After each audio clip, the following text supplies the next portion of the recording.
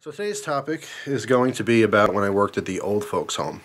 Now I can probably do 3 or 4 hours of videos talking about this kind of stuff, but I might just be selective as to what stories I tell, because some of them are just very involved. There's a lot to tell. I don't want to make the video too long, so either I'll do more updates to this in the future, like other parts talking about more things I didn't mention, or I'll just mention certain things in this video and that'll be the end of it. I don't know yet. But I worked there for about 4.5 months. There was rumors that the place was closing down. They were being funded by a local hospital, and it wasn't in the budget to keep them running anymore. And so, plus it was a long drive. It was about a 55-minute ride from where I lived, and I was just making minimum wage there, and the money I was spending on gas, it just didn't make sense. All right, so I ended up quitting before they closed down.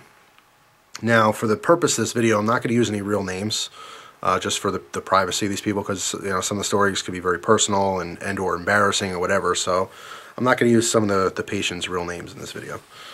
So if I use a name, it's not actually the person's name. It's just a representation of that person. So basically, how the story goes is I had a job already working with mail, and then while I was doing that, I just wanted to make more money. That's all, gung-ho kind of kid, or younger guy, whatever. And I wanted to make some more money to start, saving. I was making enough money to pay my bills, but I wanted money in the bank is basically what it was. All right, so I got another job, didn't really need it, but wanted to do it. Someone who I know, she was the head nurse there, basically. All right, and she kind of ran the place. So I knew her, I was talking to her, she happened to mention that they were short-staffed. I said, hey, I'm kind of looking for another job on the side. That's how I got hooked up with this job. Now, it was 55 minutes away from my house, so it was a long drive there, and getting minimum wage, the gas I was spending to go back and forth to work, it didn't make sense. So even if the place didn't close down, I probably wouldn't have lasted too much longer anyway. And on top of that, I'm a very emotional person. I get very, very attached to people. And although it's good to be close to patients like this, it's not good to be overly emotional in this position, because you're dealing with people who have serious problems. They're all very old, and they're dying. They're dying around you, and it was hard for me to take. There was a couple times where, I literally sat in the parking lot after work and just bawled my eyes out, for 20 minutes, just sit there, because I grew very, very close to a lot of these people, and watching them suffer and watching them pass away was very, very hard for me, personally. It's not something that I'm cut out for. I can admit that. It takes a very, very strong person in that respect to constantly deal with stuff like that. So, for example, people who work with hospice and stuff like that, my hat's off to those people. I couldn't do that. I couldn't deal with that constant sadness. I'd bring it home with me. I'm one of those people that bring their work home. You know what I mean? Can't just shut it off. So, anyway, when I first get hired, I'm hired as a assistant. That was my title, was just assistant. Now, what I understood my duties there would be to lightly assist the patients. Now, I'm not qualified to do anything there other than maybe, walk someone to their room, or help someone put their shoes on or something like that. That's what I thought I was being hired for. No, no, no, no, no. Very quickly, my responsibilities grew. My pay didn't grow, which, I wasn't all that, sour about. I didn't care. It's not like I was like, oh, I need more money for this job. It was more or less like I didn't mind helping these people. This was not a job I needed. It was a job that I just wanted for extra cash. But, in the beginning, I got a lot of satisfaction out of helping these people, and they really did care. You know what I mean? I cared about them, and most of them cared about me. Very close relationships. So, basically, like I said, I went in there, no training, nothing. When you got hired, you have to take a test, which I passed just because I'm a nice person. If you're a nice person and you have some common sense, you could probably pass the test. And basically, it's a test on how to deal with different situations with the elderly. You do have to know certain things. You have to literally learn how to, fold and unfold all their walkers and stuff like that, and how to take care of cleaning glasses and all these kind of random stuff you normally wouldn't think of. And I was trained to do that over the course of 2 weeks. Literally, you know, a couple girls trained me how to do all these different tasks that I was supposed to do. So that wasn't really a big deal. All right, yeah, okay, I can figure out how to set someone's walker up for them. I can put shoes on. You know, if person A is arguing with person B, how do I control that situation? Stuff like that, you know. So I got trained. Now I'm starting to actually work. So I show up for my first day actually working, okay? Mind you, I've been going for 2 weeks back and forth training. So here's my first day. I'm ready to set up some walkers and put on some shoes, okay? I'm all gung-ho about it. I'm here to help, you know, here to help the elderly. My very first day, they got me in the bathroom washing some guy's balls. I shit you not, okay? Now let me back up a second, okay? Because that's a little much for you. I know, I knew it was a little much. You can't just jump into it like that, right? There's all girls there, by the way. The entire staff are women, except for one guy, one old dude who's basically a groundskeeper. He's a maintenance guy. He fixes the lights, he changes the light bulbs, he, you know, sometimes cleans the floors or whatever, maintains the vehicle because they have like a bus every now and then. They'll take some of the people on trips or whatever. He's that guy. He's just the groundskeeper / maintenance guy. Really nice guy, by the way. And this building that we're in is extremely old. It was built in like 1820 or something, and it has the creepiest basement in it. Like when you go downstairs, some of the food storage and stuff is down in the basement, but it's spiders throughout the entire building, and the building shape is kind of like, it's kind of like a T. You have your main section, okay, which is, there's like a big dining room, you know, and kitchen, and then like your front desk and stuff. It's all centralized. Then there's 4 different long hallways, and the long hallways house all the different people in all the different rooms. It kind of looks like a hospital. You know, if you've been through a hospital, you see all how the rooms are set up. It's kind of like that. There's 4 long hallways, and I think the maximum capacity was like 44 or 45 patients, okay, or rooms for people to be in. Now, here's where the problem is with this place. This place is set up to be an assistant living situation, meaning the people who are here, the old people here, are supposed to be able to take care of themselves to an extent, and you're there just to help them, just a little extra. Like they can get up and they can bathe themselves and they can put on their clothes, but you know what? They have a hard time getting their shoes on. That's where we pop in. We come in there, put their shoes on, you know. They can maintain life. They can, you know, do activities and stuff like that, but maybe they don't clean so well, so we go in there, we help clean the room, stuff like that. It's assisting them in living. The problem is that the budget was very low in this place, and they needed more patience in order to keep this place running, which is a big mistake. And what happened was they started accepting people that could not take care of themselves, and it turned more into an actual hospital where we're actually, you know, helping these people from their day-to-day. Every single thing they do, we're helping them do. And that's not what it's supposed to be, okay? So right out of the gate, something's majorly wrong here. All right, guys, so my cigar went out because I'm blabbing. Here's what's going to happen. I'm going to save the cigar separate. When this video's over, I'll focus on that so I can really, you know, pay attention to what I'm tasting and all that kind of stuff. Not all that great at multitasking right now. So, because it's friggin' cold out here, to be honest. I'm freezing my ass off. But I want to tell you this story.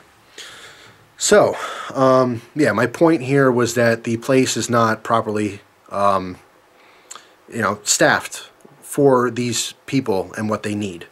Again, it's supposed to be an assisted living home for the elderly, where they can do most of the stuff they have to do day to day by themselves. But because of budget reasons and because they were going to go basically out of business or be closed down, management kept letting more and more sick people, more and more older people, you know, people who really needed like the attention you would get at a hospital, as opposed to an assisted home. So the staff is underpaid, very, very stressed, and have way more responsibilities that most of them were even qualified for. They just shouldn't be doing this work, including myself, okay? And we're going to get to some of the stuff that I had to do here. My first day at work was a shock. Now at this point, I've been trained for 2 weeks. I kind of know the building. I know some of the people. I walk in my first day, gung-ho. I'm super happy. I got a notepad. I got my brand new scrubs that I bought at Walmart. Yeah, they're awesome. I'm all ready. I am ready, Jack. And I'm thinking I'm going to be like, you know, opening up walkers for people and maybe helping some of them eat at lunchtime and, you know, reading books to them and all kinds of stuff like that. I was not prepared for what was about to happen. Now I walk in and I start meeting some of the other people who work there. There's a couple actual nurses, okay, who are qualified to work with medicine and caring for people, okay? And then there's 2 orderlies. Now the orderlies are young. There's one girl who's like 18 years old, smoking hot. I mean just a 10. And then there's just some other girl who was like super cool chick. Just average chick. So right away, being a single guy, I cling on to Smoking Hot Girl, who was super, super cool, down to earth. I first met her, she gave me a big old handshake, she had a dip in her mouth, and like I was not expecting this at all. You know, blonde bombshell. And she's like, well, I'm going to get you started, I'm going to give you a little tour of the place, cool. Met everyone. You know, I met the cook, which was a woman who, I mean, just solely, you know, there to basically prepare all the meals all day long for these people. Then again, I said hi to the groundskeeper guy.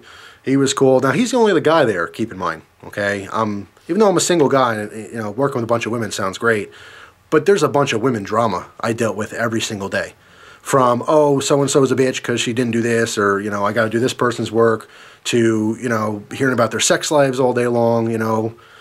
For the hot chick, it sounds great, right? Talking about sex all day long. But no, I'm talking about like 50-year-old married women talking about their husband being limp and all kinds of problems that I honestly just didn't want to hear about. You know, every time I saw the groundskeeper guy, he's the only guy. I'm like, come on, you got to give me a guy to work with. I don't want to work with a bunch of women all the time. I have no problem with working with women, but there's got to be some kind of balance here.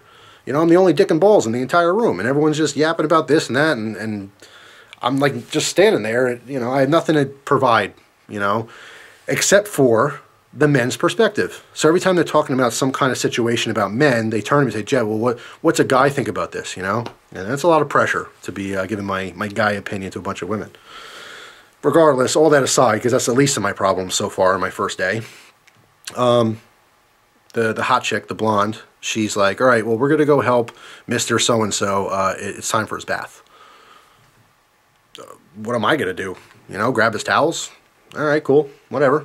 So we go over there, and she shows me one of the bathrooms. There's a bathroom in each wing, okay? It's like a communal bathroom. Everyone has their own toilet and sink in their bedrooms, obviously, for going to the bathroom. But as far as showering and bathing, there's one per hallway. So like every, whatever it is, every 10 or 15 people basically shower at the same shower stall kind of thing. And it's all equipped for handicap. There's all kinds of rails to hold on to and shower seats and all that kind of stuff. Now, I'm walking with her, and we're just, you know, lightly chit-chatting, and she's like, okay, well, we're going to go into the room. We're going to tell him it's time for his bath, and he has to sign something. Here's the other thing, okay? They don't have to bathe every day. And if they don't want to bathe, they basically sign a piece of paper that tells the people that they did not want to bathe and that it was their choice not to bathe that day, okay? You're hearing me correct. They had the option to bathe or not. All right, guys, well, the sun went down, so I had to turn some lights on out here, and it also got really, really cold. So I'll tell you what I'm going to do. I'm going to finish my story on my first day, and there'll be future Storytime videos telling you all about different things that happen at this place because I have a plethora of stories. So anyway, I left off talking about going to the bathroom to help someone with a shower, right? So that's what she does. She tells the blonde girl, the bombshell, she tells me, okay, we're going to go, you know, help so-and-so with his bath. So I didn't know what that entails. I don't know what that means. I thought maybe we're going to hand him a stack of towels and a bar of soap and say, all right, see you in 10 minutes, and then maybe help put his socks on or something, you know? No. Much more involved than that. So we're walking to the bathroom. She's like, okay, look, stand here. She's like, go in the closet, get some fresh towels, set them up, give him 2 big towels, 2 washcloths, whatever, you know, she told me. And I'm going to go get Mr. blah, blah, blah. I'll be right back. I'll introduce you, and then we'll get started. And she's walking away, and I'm like, well, I'm setting up the bathroom and everything. What does she mean, and get started? So it kind of dawns on me, uh-oh, we're washing this dude, okay? He obviously can't do it himself. So he comes back. She introduces me to him, 87 years old, really, really nice old guy, tons of medical problems. We walk into the bathroom, and she's like, okay, here's some gloves to put on. I put the gloves on. I turn around, and in the time it took me to put the gloves on, this guy is butt-ass naked. I turn around, and even though I didn't want to, I immediately looked him in the face, realized he's naked by my peripheral vision, and then looked straight at his 87-year-old junk, okay? Which was very sad. Not because of what it was, just because of its age, and because it hasn't been used, or whatever the situation is. It was a really, really awkward moment. I'm just looking at an old guy's dick and balls, and then I immediately looked back up at his face, like I don't want to be staring at anything. And he kind of laughed, and he's like, you're new, aren't you? And I thank God he broke the ice, and I said, yes, I'm very new. And I said, to be honest, I wasn't expecting this. He's like, well, I appreciate you helping out. And that really eased my mind that I didn't want to embarrass him. You know, obviously you don't want to stare at anyone, especially at their junk. You know what I mean? It was just there. It was an enigma. It's like a car accident. You know, you drive past a car accident, everyone friggin' looks. Hey, what's going on? All the rubberneckers, right? Maybe you don't want to look. Maybe you don't want to see a disaster, but you do. You do because it's your human nature. Okay, so hey, oh, you're naked, aren't you? Oh yeah, you are. So luckily he was cool about it and understood that that was maybe a shock to me. I wasn't expecting that. Fine. But that's not where the shocking ended, okay? He got in the shower, and as he turned around, I noticed a massive cyst on his back. It looked like someone shoved a half a grapefruit up against his back. The thing, I'm not exaggerating, is this big and like that deep, okay? Now, when he turned around, I went, and I literally covered my mouth. I've never done that in my life because I was going to make a noise. I knew I was going to make a noise, like, I don't know what was going to come out, but I didn't want to embarrass him. And I went like this, and I to the girl, like, what the fuck is that? And she leaned over and she said, listen, he has a cyst. We have to drain it. It's filled with pus and blood. Well, isn't today my lucky day? So I got my gloves on, and she's like, look, this is what we're going to do. First, we're going to get the water started. And while she's getting the water, the right temperature, not too hot, not too cold, you know, talking to him. I'm thinking, what the hell did I get into? I thought I was going to be helping people to, you know, their chair and you know, reading books to people and shit. I had no idea this is what was involved. And this is the tip of the iceberg. There's lots of stuff I dealt with at this place. So I kind of collect myself a little bit. I'm opening the bar of soap, taking it out of the box and stuff, thinking, what the fuck? You know, what's going on here? What's next after this? So anyway, so she's like, okay, here's what you have to do. This is how we're going to be draining this. Okay, first you wash it, make sure it's nice and sterile and stuff. Get some soap on there, rinse it off. She's rinsing it off. And she's got, we're of course wearing our scrubs, the nurses / doctors uniform. You know what I'm talking about. Or if you don't know what I'm talking about, it's what nurses wear, specific scrubs. Basically, you know, you don't wear your regular clothes to work. You have to wear these, you know, medical clothes, basically. And then when you get home, you obviously take those off immediately and wash them and stuff. And they're just more rugged, and if you get all kinds of juices on you and funky stuff, it's easier to clean, stuff like that. Plus, it's more professional. So anyway, she's showing me how to pop this thing, basically, or drain it, as she said. But she's having a hard time. She's like, oh, well, normally, you know, you just do this. And she's like, but I don't know why it's not draining. And she's like rubbing the front of it, and it's kind of like a pimple, like the middle of it's got a hole somewhere. But in this case, it's like a ketchup bottle, you know, and you don't use it after a couple days, and that little crust forms on the top and kind of plugs it up. Well, guess what? She started squeezing harder and harder, and she asked me, she's like, you know, can you maybe push on this side? I go in to push on that side, and it just erupted. That little plug popped out and went, and it looked like McDonald's special sauce, and it landed on my arm, my bare arm. Ugh. I had gloves on, and I wasn't preparing stuff to land on my skin, okay, because I rolled up my scrub so it wouldn't get wet in the shower. So I froze. I just stood there, and she was laughing her ass off, and the guy wasn't saying anything. He probably couldn't even hear anything at all at this point. He's not facing us. He's pointing against the shower. The water's running and stuff. She is fucking dying laughing. And I'm like, oh. And I grab one of the small washcloths and I kind of wipe it off. And she's like, listen, there's a lot of stuff that happens here. She's like, if that's what happens all day today, you're lucky. And I'm like, and I told her, I'm like, I had no idea this is what was involved with working here in this position and stuff like that. She's like, you know what, we all do stuff that we're really not supposed to do. It's all above, you know, our training. It's above our grade pay, but we do it because it helps these people, and we all really do care about these people and stuff. And so I understood that, and like I said, I was there to help. And as gross as this was, it does not end there. You'd think that'd be it, right? Hey, big punchline, and we're done. No. We get the thing drained, okay, and it's just like hanging there. It's just like, do you ever see the you know, world's biggest pimple videos on YouTube? All that gross shit, just like that. I'm not even kidding. If I filmed it, would have got 1 million views, but I wasn't on YouTube back then. So, well, actually, I was on YouTube, but obviously I wasn't going to film something like that. So anyway, this thing's done, and I'm thinking, well, how can it possibly get worse? Well, guess what? Time to wash his balls, okay? And his balls were covered in hair, as most old guys do. They have a bunch of hair all over the balls, okay? And by the way, it's going to get pretty gross. If you thought it was gross already, it's getting worse. So she's rubbing his head with this special shampoo because he has a really, really bad scalp. Some like serious medicated stuff. Stinks like hell. And now I'm finally starting to like get over the cyst situation I had on my arm. Okay. And she's like, look, and she's kind of whispering. She's like, you got to wash his nuts. She's like, usually I do it, but you got to get used to this. If you're not going to do it now, you're never going to do it, and you're not going to be helpful here. Now, I don't want to embarrass this guy, and not to mention, I don't want to embarrass myself, you know? This is a really hot chick. You know, maybe I got a chance with that. You never know. You never know. So, of course, I'm all gung-ho. I'll do anything, right? Yeah, I'll wash some old guy's balls for you, baby. So, I go in there, and it's like... God help me. His balls had like a mohawk. And, of course, the water's running and stuff, so it's just hanging there, wet and dripping, and I closed my eyes, and I just got in there, and I washed them. And then, you know, after that, I, washed his thighs and stuff. I'm thinking, hey, the worst's over. The worst is not over. Oh, no, there's more. There is more. Then she proceeds to tell me, don't forget his ass. You got to wash his ass. So I say, okay, fine. I ask him, excuse me, Mister blah, blah, blah. Can you, lean forward a little bit? I'm just going to wash your rear end right now. I'm very professional, as professional as I can be in this situation. And he, oh, yeah, no problem. He bends over a little bit. And so as soon as he bends over, I realize that he has shit all over his ass. And dingleberries, because he's a very hairy gentleman. So there's literally just these dried out shit balls stuck to his ass hair.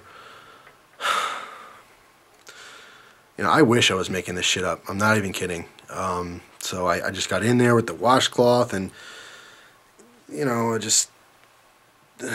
took care of business. And he made a couple noises because I literally had to use the washcloth like as a little gripper, and I had to like pull some hair out because he had clumps of shit stuck in his asshole hair, and I'm sure it hurt him a little bit.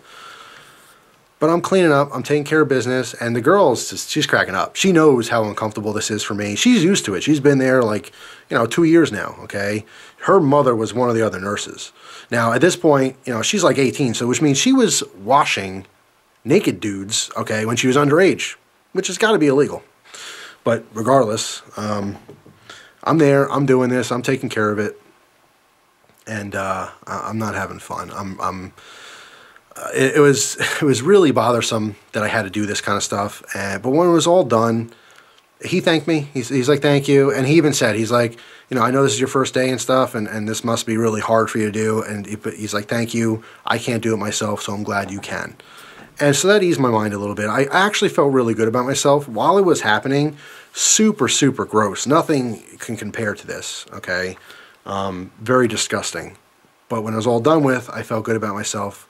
Because he did actually thank me for it, and he understands that, it's no treat. And plus, I can only imagine how embarrassed he is. I mean, think about, having to stand there as, being older and having people do things for you can't do for yourself, As gross as it was, it felt good that it was done. I'm like, okay, fine, that's done with. The rest of the day was hard, but not disgusting. That was about the most disgusting thing that happened at my first day. But it's not the most disgusting thing that's happened since I've been there. I have many, many more stories about disgusting things that happened. Anyway, guys, I want to tell you more, but I'm going to cut it off right there because I'm freezing my ass off. And plus, I have to finish this cigar review out here. But there'll be more installments in the future. I have a lot more videos to do, story times on this particular place that I worked. They're not all gross, although if you thought that was gross, there's much grosser stories coming ahead. But there's also heartfelt stories, there's funny stories, a lot happened there, both good and bad, and I'll share all that with you in future videos. But for now, I thank you very much for watching, and I hope you guys have a great day. I'll see you soon. Take care.